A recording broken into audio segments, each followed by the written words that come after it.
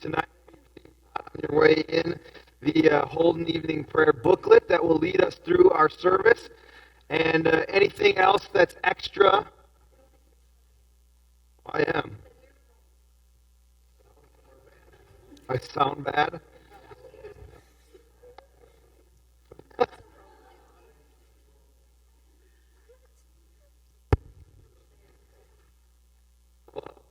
Nope. There. Better?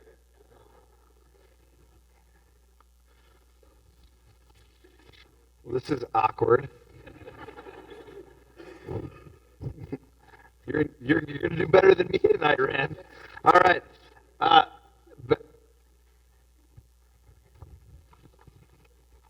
all right.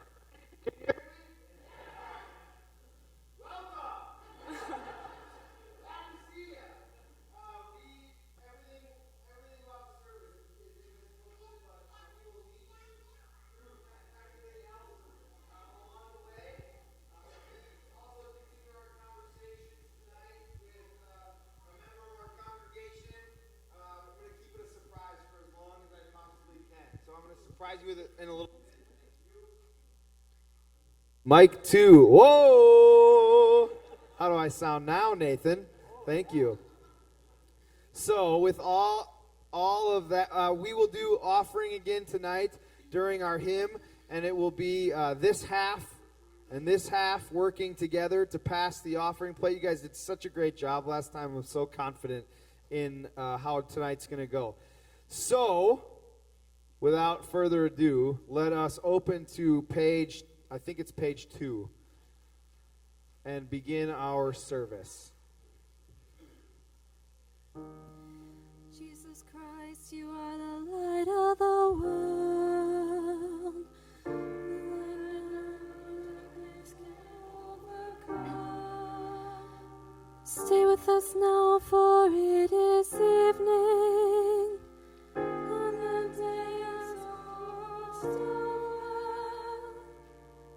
Let your light scatter the darkness and shine within your people here.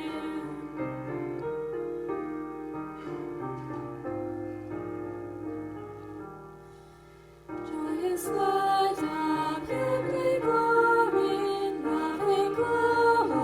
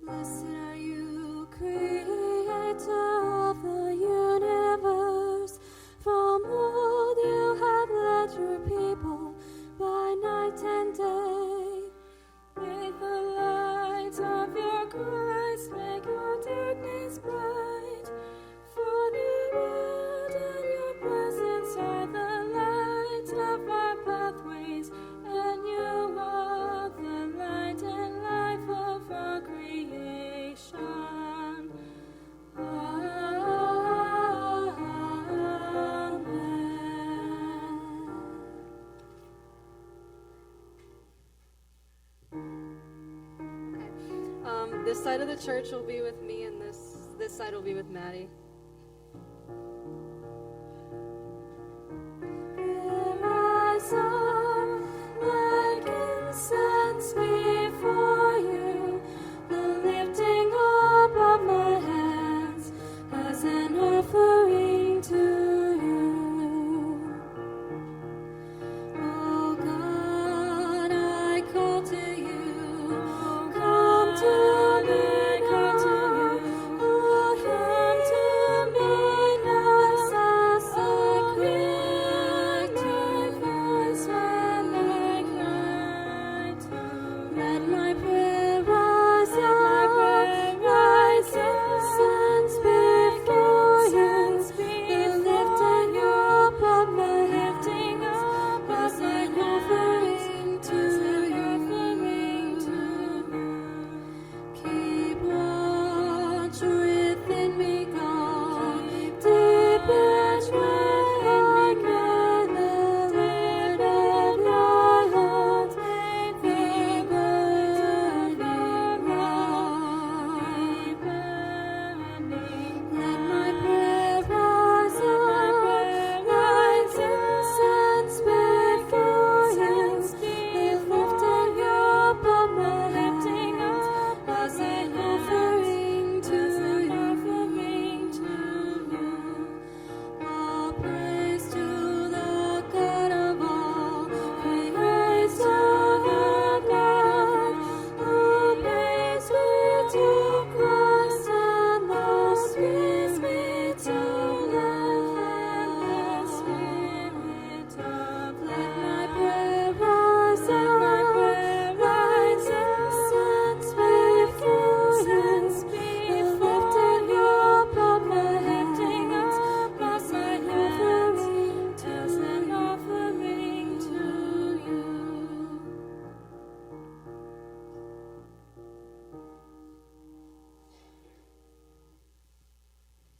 Let us pray.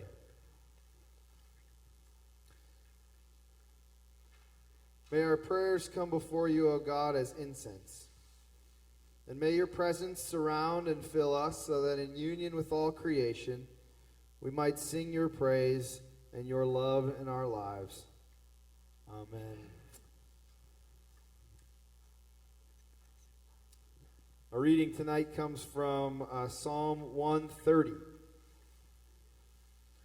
Out of the depths I cry to you, O Lord. Lord, hear my voice. Let your ears be attentive to the voice of my supplications. If you, O Lord, should mark iniquities, Lord, who could stand? But there is forgiveness with you, so that you may be revered. I wait for the Lord, my soul waits, and in his word I hope. My soul waits for the Lord more than those who watch for the morning, more than those who watch for the morning. O Israel, hope in the Lord.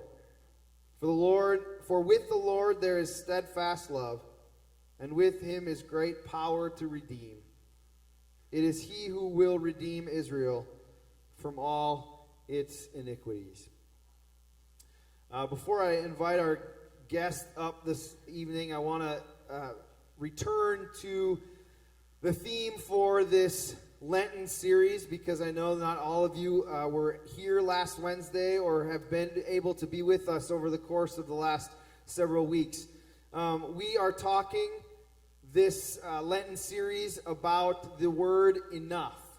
And at the core of it is this book called Seculosity, which talks about the areas of our lives, the secular parts of our lives, where we give our religiosity rather than giving it to God. Things like work and relationships and parenting and food and leisure and even our church. Things that we give ourselves to, things that we look to for enoughness, rather than the one who calls us enough in what he has done in Jesus Christ. And so we've invited people in our congregation to tell a little bit about themselves and their faith and their story through this lens of enoughness and what that means to them in their lives. And so tonight, I would like for you to join me in welcoming Rand Roski.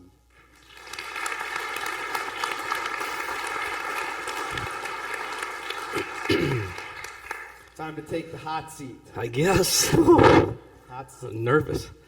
Well, your microphone is working better than mine. That's a It's good working, thing. So that's a good thing. You're one check mark on your end versus mine. So Rand, we begin the conversation as we did last week with an invitation to tell us about you. What makes Rand tick?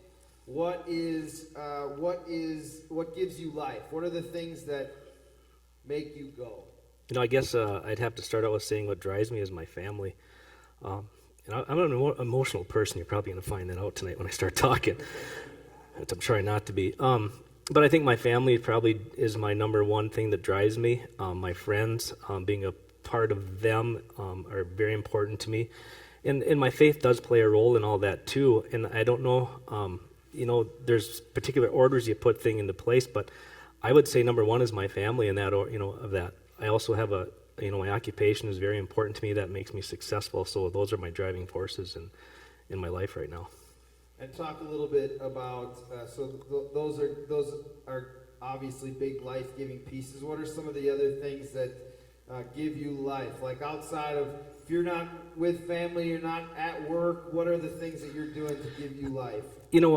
I did talk about the friends and family, that importance of being active. I think I've found that here in the last few years, I'm probably more of an introvert person than I am an extrovert. I like being around in public, but I do find the precious time of being alone very, very valuable. So I think that's important. That's probably the thing that I've learned to appreciate the most of my life right now is the time alone, because it's hard to find that with all the things, the busyness that you have in life that you're occupied with, to find that alone time. So I think that is the root probably that drives me, believe it or not. Yeah, that is huge, and much harder sometimes in the to world find we that, live in, yes. to find that space away, just to be you. So those are pieces of who you are. Tell me a little bit then, going just that one step deeper about like where do you find your identity? Like what makes Rand Rand? I think I've probably found success in my life at things that I've done, everything I've tried. And I know I say that not trying to be arrogant, but I've found that I've been pretty successful. But yet on the same token, I try to be reserved. And I think that balance of trying to find that success, but yet reserved, to find that balance right there, that makes me of who I am. And I think that's probably given me a good path to success, to not say, hey, I'm this person that I'm going to be obnoxiously, put myself on that pedestal, but yet I'm not going to be down here, so I got to find that balance. And I think that's the way I think people perceive me when they see me. Sure. Yeah. That's let's go. Let's follow that path a little bit in terms of success. So in our conversations leading up to this, success is something that continued to come up. How do you feel? And that is in a work environment in a lot of ways. So how about you? You mentioned what you do for a living. How do you feel when people ask you about what you do for a living? Is it an easy question to answer, or is it something that gives you a little bit of anxiety? Well, I think many of you know I'm an insurance agent, so the anxiety of if someone asks me what I'm doing probably gets placed on that person who asked me because they're afraid I'm going to ask them if I'm going to sell them insurance. So, and in return, there probably is anxiety that reflects back onto me from that, but I think the anxiety is probably a positive. It's not a negative anxiety, if you want to call it anxiety. But it's an anxiety that, hey, I maybe can help you. I maybe can do something and offer you something that would put you in a safe position if something would happen in a catastrophic way in your life. But yet I don't want to take advantage of that. Yeah. I sound like a true salesman. I know that right now. But I think that's the helping and the kindness part of me that helps me do what I do in my daily life. That I want to help people. I think in that way, and I think that's probably what I do in my job best. I think. Sure. That's good. There's always that kind of inherent, what are the expectations people have of me, or like what are people bringing into an interaction in that way. So that's tough, but at the core of what you're doing, you're talking about helping people, and that helps to relieve the anxiety. If I know you're helping me and you know that you're trying to help me, that's a good core for us to get over that hump of anxiety. All right, so daily life includes family, it includes work, it includes some hobbies here and there. Maybe it includes some alone time every once in a while. But I know about you that faith is a really important thing in your life. And so talk to me about how faith enters into that daily life. Not just in this space, but how does it go throughout your daily life? I do have strong faith, but I'm not one to wear it out openly. I don't go out and say you need to go to church, and because I feel that, how do I know that what's right with the faith? How do we know? We have to believe in that, and that's my inner believing, and I think that people have to believe that themselves, and they got to be comfortable with that. So I'm not out one that's going to push it on you, but yet I'm comfortable with my faith the way I have in my daily life. That I do find faith. I find peace when I come to church. I enjoy that part of faith, and I think others feel probably the same. Maybe feel the same, but that's why we're here, because there is that faith. I guess I don't know if that answers that question, but it does. It does. Yeah. That's good. So as we kind of think about this faith piece and kind of transition into the thoughts about where do we look in our lives for enoughness, and what kind of thing does that mean for us in our life and in our faith? A couple of these questions, we started last week with these, and a couple of them are fill in the blanks, all right? So I'm going to test you with a couple fill in the blank answers here. Which, by the way, everyone gets these questions beforehand. They're not being grilled by me without this, all right? So I just wanted to make sure you didn't think that I was just like ask Rand at soup supper, all right? So, Rand, fill in the blank. I will have lived a good enough life if I blank. If I see my family grow and that I've given them the opportunity to be successful, when I talked about my family, I probably, in particular, my wife and my kids, that I've given them what I can. I think that I find success in that, and I want to give them the opportunities, but yet I don't want to set that level where they have to live up to that. Although it probably feels that sometimes for them, but I do want to see them have opportunities maybe that I didn't have, and I guess I find that a positive. Yeah. All right, another one. Complete this thought, and this is in the same kind of realm, but I will be a good person if I use my spare time to blank. I don't think I would change a lot in my spare time. I think that I do a lot for others, and then in my spare time, I think I find that time to get away from the helpingness that I have. I coach, trying to influence the youth. So I think it's a different way that I look at that. Is my away time is in my spare time is when I have to find and recharge, because I find myself during my daily life that I'm trying to, what's the right word, to please others, I guess, and it's wearing. So I feel that I do that in my daily routines where when I'm away, I feel that I don't do that. It's kind of the opposite of what the question is. Sure, but that makes sense. That makes sense. Like that,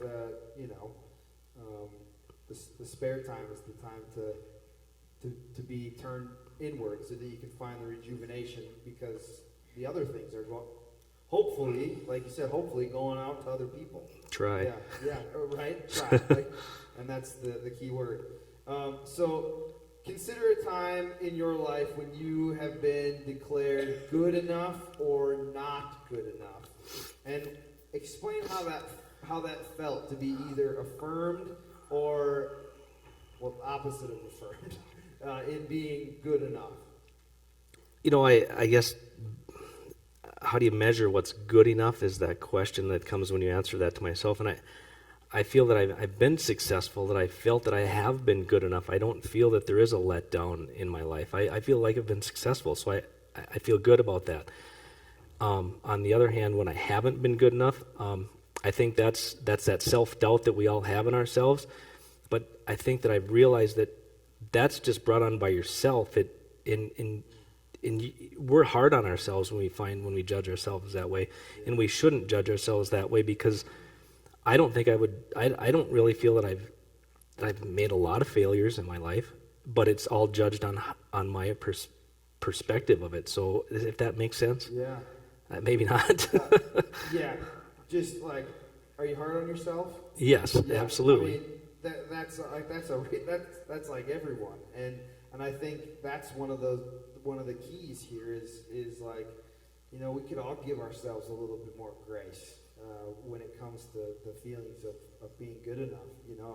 Our hardest critics are often ourselves, and so like you said, I mean, we have this one camp of I feel like I am good enough, but then the other camp is saying like, well, you're not, Rand.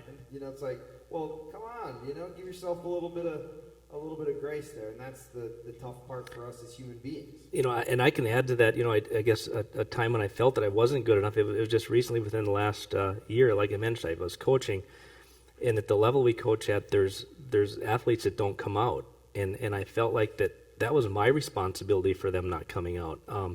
That I wasn't good enough, that I wasn't fulfilling the role to make all these kids come out, but they quit, So I feel that was on me. So I think those were some times when I felt that I wasn't good enough or wasn't doing the right job. But again, it's all how you look at yourself as probably failing, and you're probably not. Right. Yeah. Yeah, you're probably not. Yeah. Okay, so you touched on this a little bit, but I'm wondering if you can think about this phrase again. We've been saying over and over the last couple weeks this line: nothing that needs to be done hasn't already been done. The idea that the thing that needed to be done for all of us in the cross and in the resurrection of Christ has already been done, and so that nothing that needs to be done hasn't already been done. Yet, we live in a world where things need to get done, right? So I'm wondering if how your life might be different if you truly believed and lived into this idea of nothing that needs to be done hasn't already been done. I don't think I'd live my life any different than I have. I have always looked forward to something else or some other challenge. If something gets done, I look to do something else, to put something in front of it to try to achieve that. Even though I know that grace is there, that's been given to us, I still will put something out there. I put dates on the calendar that we look forward to, just as simple as that. Vacations and things like that. That keeps you going, because I think if you don't do that, why are we here? I guess that's the way I would answer that question. Even though I know that I know enough is enough. I mean, it is enough, but I won't change what I do. I'm going to keep doing what I do. Sure. It is that balance, like you say, of knowing this truth and not necessarily leaning on other things, but also not stopping doing your life, right? Because you've organized your life in a way that is successful and gives you life and those sorts of things. It's so the final question then is to think about this enoughness and what we do lean on for enoughness. And I'm wondering, what area of your life do you feel like you're always leaning on for enoughness as you go through life? I don't, what leaning on for no, I'm good where I'm at. I really feel that, and that's part of that balance of that arrogance yet down here, that I got to find that balance, and I think that I'm doing a pretty good job, and I'm going to keep striving to be better and to help others, but I think I found that enoughness right now where I'm at. I really do. Yeah. Well, that's good, and that is an important place to be in, an important testimony for others to hear about, that sometimes we feel like we're not enough, and also there are times where we feel like we're doing the things that make us enough, and the key here is to make sure that we're leaning on Christ for the enoughness, and the rest of the stuff for things that give us life and that allow for meaning to be made in our lives. And so I guess what you can confirm or not, but what I'm hearing from you is, that enoughness piece. I'm confident in that, and so now it's just a matter of leaning on that rather than these things. But I'm still going to keep doing what I'm doing. I'm going to keep doing what I'm doing. I'm not going to be complacent and just sit around and say it's good, but I want to have good things. I want to have nice things. I want to keep working for that. Yeah.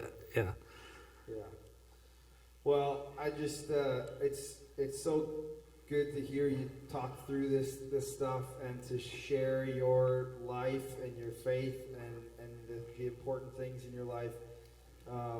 I'm so grateful to be able to have these conversations with you in front of all these people, but it's also hard.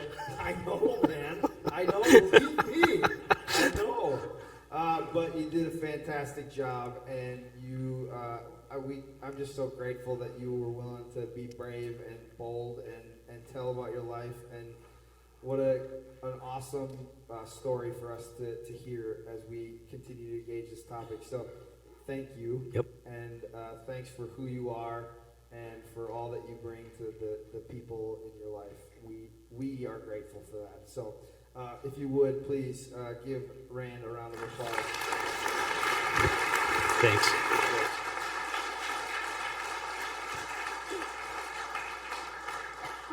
If you would, please find this card, and we are going to finish this time with a word of prayer that we will do together. So let us pray. It's on the bottom of this front sheet under the Wednesday prayer service. God of righteousness, you alone have made us.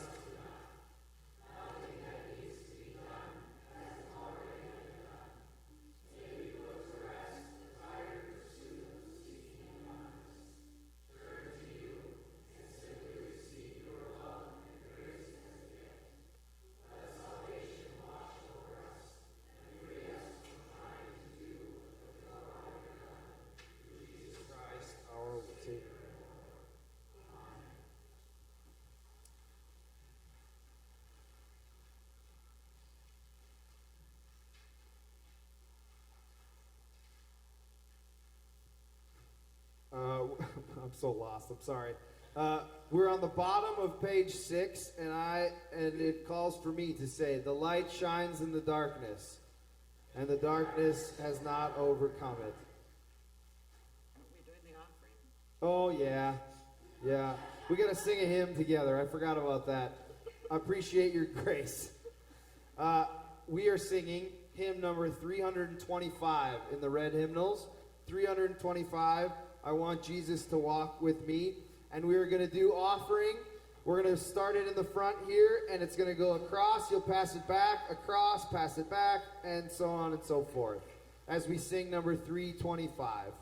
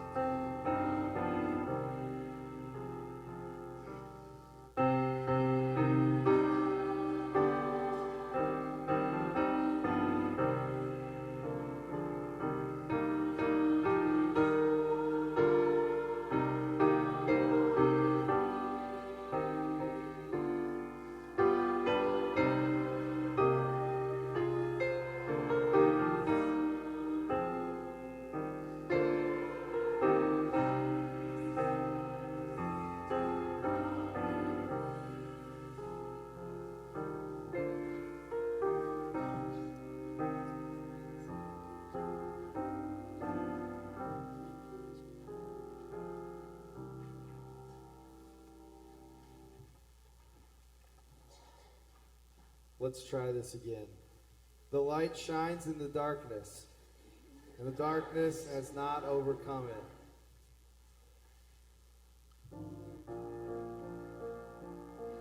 An angel went from God to a town called Nazareth, to a woman whose name was Mary. The angel said to her, "Rejoice, O highly favored, for God is with you. You shall bear a child, and his name shall be Jesus, the chosen one of God Most High." And Mary said, "I am the servant of my God. I live to do your will." The song proclaims your greatness, O God, and my spirit rejoices in you. You have looked with love on your servant, you, and blessed me all my life through. Great and mighty are you, O Holy One, strong is your kindness evermore. How you favor the weak and lowly one, humbling the proud of earth. You have cast the mighty down from the throne, and uplifted the humbled of old. You have filled the hungry with wondrous things, and left the wind in our part. Great and mighty are you, O faithful one, strong is your justice, strong your love.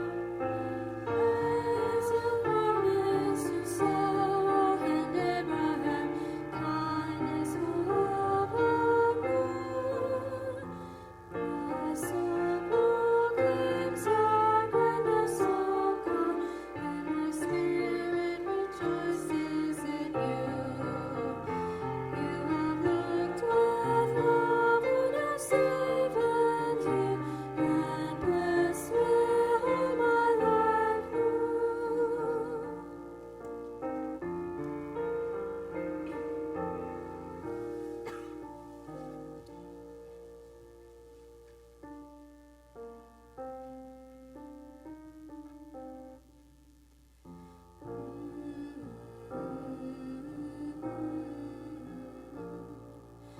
God of mercy, hold us in love.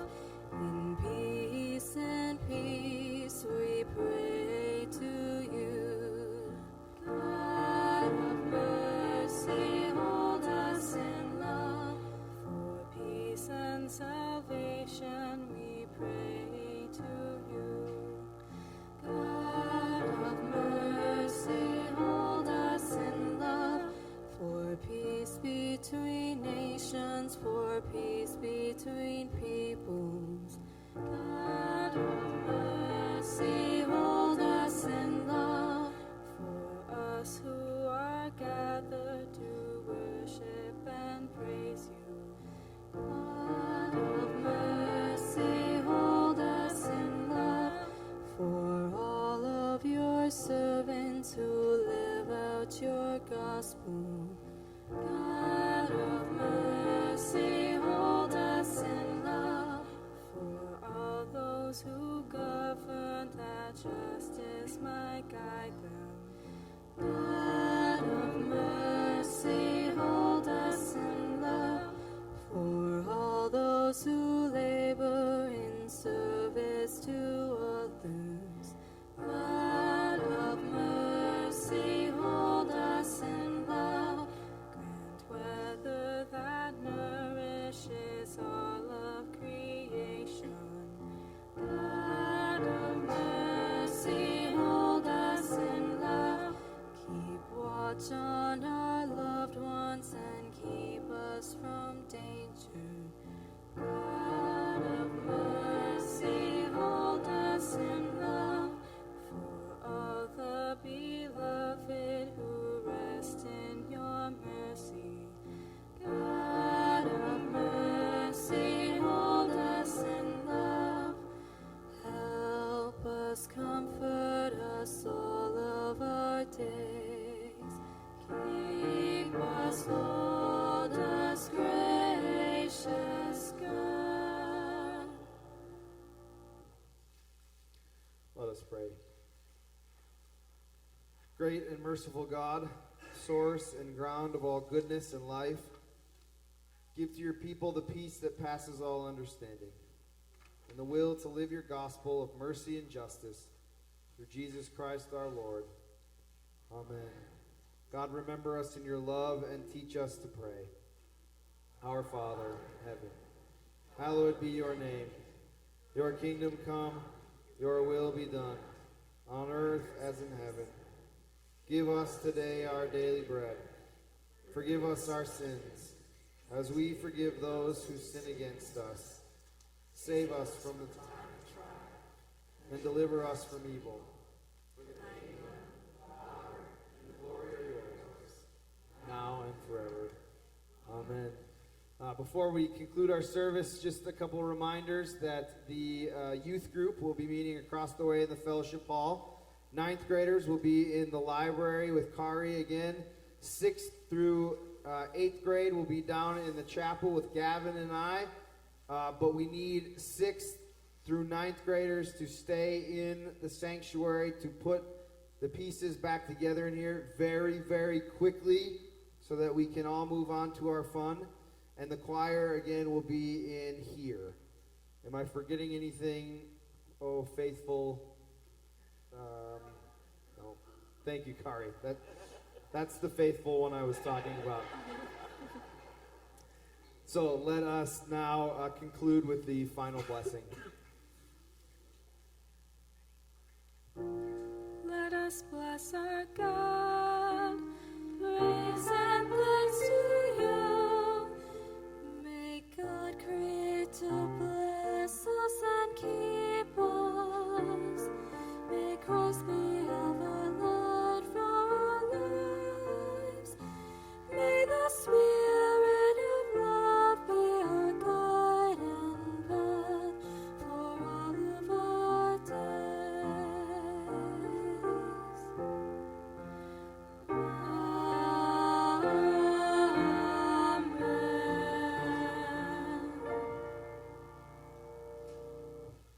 Also, one more thing before you go, because I forgot last week and I'm not going to forget this week. A round of applause for our singers. A round of applause of thanks for our singers. Emma and Kari last week, and Delaney and Maddie this week.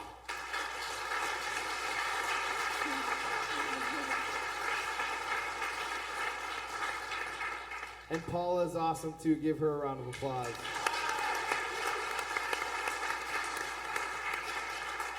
Go in peace to love and serve the Lord. Thanks be to God.